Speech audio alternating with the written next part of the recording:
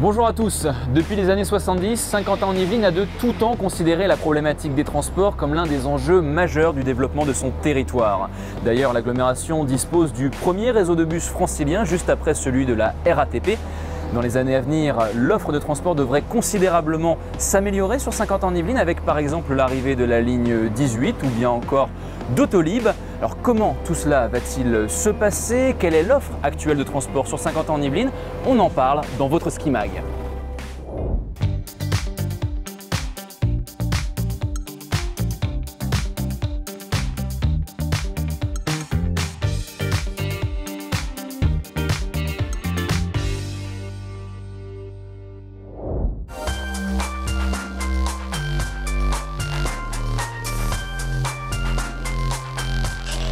La question des transports et de la mobilité fait véritablement partie de l'ADN de Saint-Quentin-en-Yvelines. Dans les années 70, lorsque les premiers quartiers sortirent de terre, ce fut de part et d'autre de deux grands axes de communication, véritable colonne vertébrale de Saint-Quentin-en-Yvelines, la Nationale 10 et évidemment la voie ferrée que l'on voit derrière moi.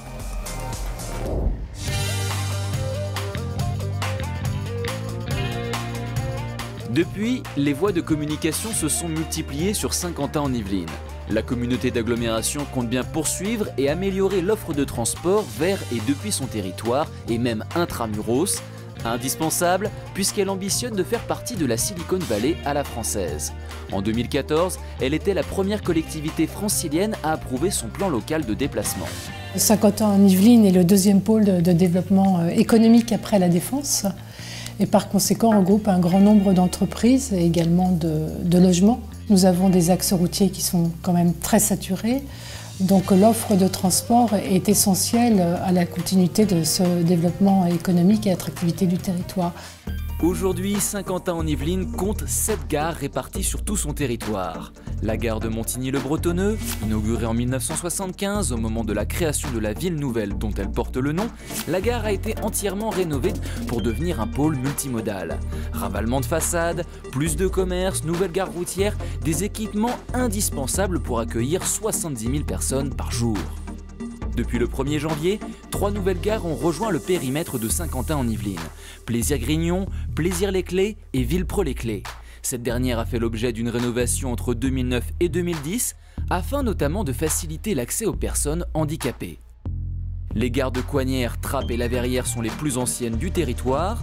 En termes de fréquentation, La Verrière est la deuxième gare de l'agglomération saint-quentinoise, après celle de Montigny-le-Bretonneux, pas moins de 20 000 voyageurs quotidiens.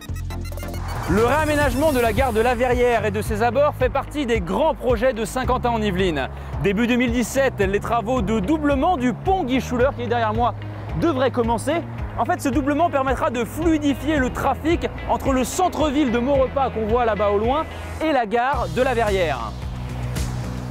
Alors c'est un projet important pour le territoire mais aussi pour les Morpasiens parce qu'il faut le savoir, ici par jour c'est 20 000 véhicules. 20 000 véhicules et tous les matins à Maurepas, en semaine, ce sont des bouchons sur l'entrée de ville de Maurepas jusqu'à la gare de La Verrière, donc un engorgement maximum.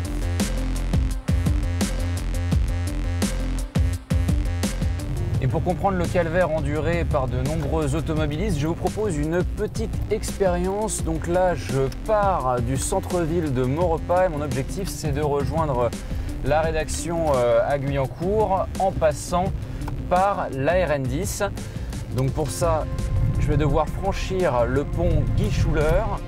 Et vous voyez, j'ai à peine fait quelques mètres que déjà ça coince.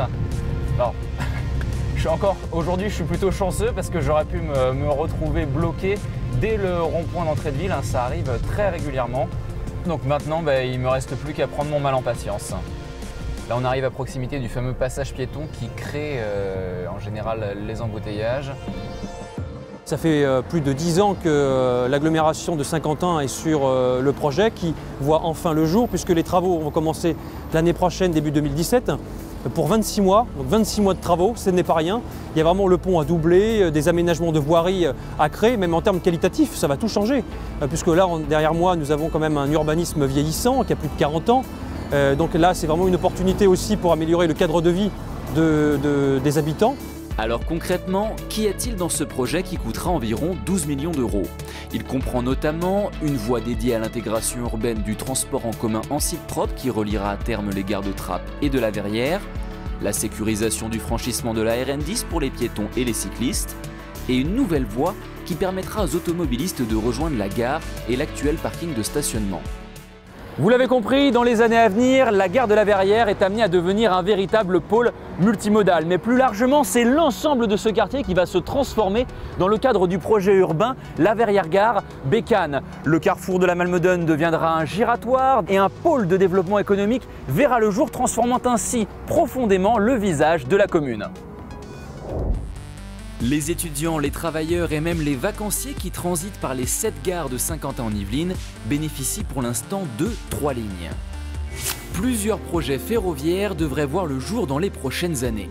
Le STIF envisage par exemple le prolongement du RERC jusqu'à Coignières.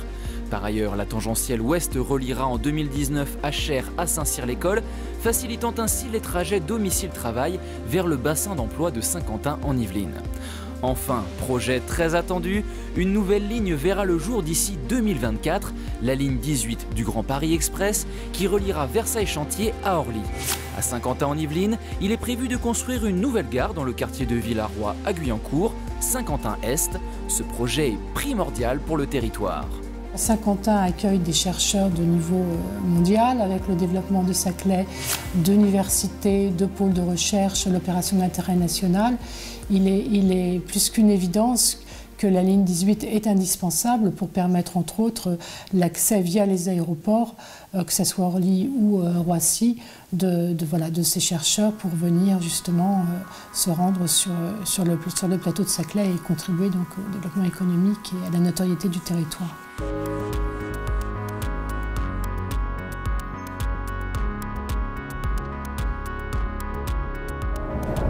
Saint-Quentin-en-Yvelines, c'est également un formidable réseau de bus baptisé Skibus. Alors, il existe depuis 1975 et il s'agit du premier réseau de bus en Ile-de-France, juste après celui de la RATP. Aujourd'hui, il compte 39 lignes qui desservent presque l'intégralité de la communauté d'agglomération. Mais ça devrait prochainement changer puisque, vous le savez, Saint-Quentin-en-Yvelines compte désormais 12 communes et donc le réseau devrait évoluer en prenant en compte les nouvelles frontières de la communauté d'agglomération. Il s'est avéré que la convention qu'il y ait le Skybus et Ourtoul avec la Casquie, c'est-à-dire les territoires historiques, est caduque à la fin de cette année. Donc plutôt que de la reconduire uniquement avec les territoires historiques, nous avons souhaité l'élargir aux territoires entrants, de façon à ce que les 5 communes puissent aussi bénéficier d'un réseau de bus digne de ce nom. On veut profiter de cette dynamique pour justement remettre à plat le réseau et avoir des lignes de bus qui soient plus cohérentes, qui soient plus fréquentes également, parce que plus il y a de bus, plus les gens effectivement vont utiliser ce mode de déplacement. Et donc un appel d'offres est lancé pour un appel à projet, pour un diagnostic de l'existant et une refonte de l'ensemble du réseau avec la prise en compte de tout le nouveau territoire. Mais ce n'est pas là le seul changement. La gestion de vos trajets devrait être prochainement facilitée grâce à la modernisation du système d'aide à l'exploitation et d'information des voyageurs. Alors ça coûtera 3 millions d'euros de travaux, des travaux nécessaires puisque l'ancien système date d'il y a 12 ans et que depuis, le réseau s'est considérablement développé. Ce système a 2 fonctions principales. La première, c'est de géolocaliser les véhicules sur le territoire de Saint-Quentin-en-Yvelines, pour permettre aux agents d'encadrement de réguler les lignes d'autobus, les passages, de gérer les incidents sur ligne. Et la deuxième fonction principale, c'est d'informer les clients. Nous allons déployer, avec l'aide de la communauté d'agglomération, 158 bornes disséminées sur l'ensemble des territoires.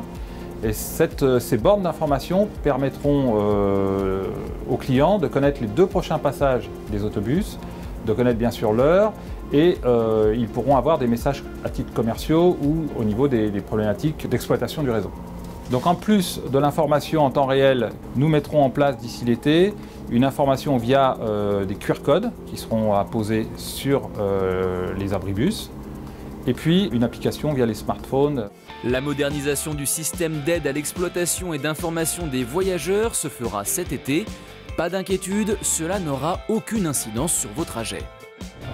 Tout à l'heure, je vous parlais du futur transport en commun en site propre qui reliera les gares de Trappes et de la Verrière. Mais savez-vous ce qu'est un transport en commun en site propre? On l'appelle également TCSP et il s'agit en fait d'un moyen de transport qui utilise une voie qui lui est dédiée. C'est par exemple le cas de la ligne de bus 9106 qui part de la gare de Saint-Quentin en Yvelines et qui va jusqu'à Magny-les-Hameaux. En fait, ce type de service s'inscrit pleinement dans une démarche globale en faveur des énergies propres. Sur Saint-Quentin en Yvelines, il y a par exemple beaucoup de pistes cyclables et prochainement on devrait voir arriver, accrochez-vous bien, Autolib. Et oui, Autolib débarque à Saint-Quentin en Yvelines. Le projet suit son cours en partenariat avec le syndicat mixte et Bolloré. Des stations sont prévues donc, dans les différentes villes de l'intercommunalité. Alors c'est une station par tranche de 8000 habitants. Le projet a été présenté aux communes, les services techniques des villes se sont réunis et travaillent actuellement sur les emplacements pour poser les bornes électriques et puis donc où pourraient se situer ces véhicules. Nous sommes très heureux de pouvoir accueillir ce projet, on l'espère fin d'année, début de l'année prochaine. Chaque station comportera 6 véhicules. Le projet est actuellement en cours de concertation avec les maires concernés. Les transports sont véritablement vecteurs d'attractivité pour tout territoire qui tente à se développer comme Saint-Quentin en Yvelines. Ils rendent service aux habitants, attirent les entreprises. D'ailleurs, ce détail n'a pas échappé à Valérie Pécresse, qui s'exprimait récemment lors de la soirée des entrepreneurs de Saint-Quentin en Yvelines. Elle a réaffirmé l'engagement de la région en faveur de la mobilité, en citant notamment l'exemple d'un projet très attendu à Saint-Quentin en Yvelines. La région Île-de-France, sous la pression des Verts, a refusé d'investir dans les routes depuis des années. Nous qui habitons la Grande Couronne, j'imagine un grand nombre d'entre vous l'habitent aussi, y travaillent.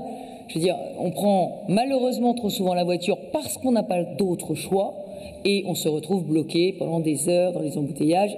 Donc la vérité, c'est que moi, je n'aurai pas de tabou. Et comme je n'ai pas de tabou, eh bien, on va reprendre les investissements routiers. Je sais que dans les Yvelines, il y a un sujet, c'est l'enfouissement de la nationale 10, qui permettrait de fluidifier cette nationale. C'est un sujet dont je discute avec le président du conseil départemental. Mais j'ai fait adopter un amendement à la loi sur les compétences des régions, avec d'ailleurs le président de l'Aquitaine, Poitou-Charentes-Limousin, Monsieur Rousset, il y a quelques mois, qui disait que la région pouvait investir dans des routes d'intérêt régional. Donc à nous de définir quelles sont les routes d'intérêt régional sur lesquelles il faut investir pour les fluidifier.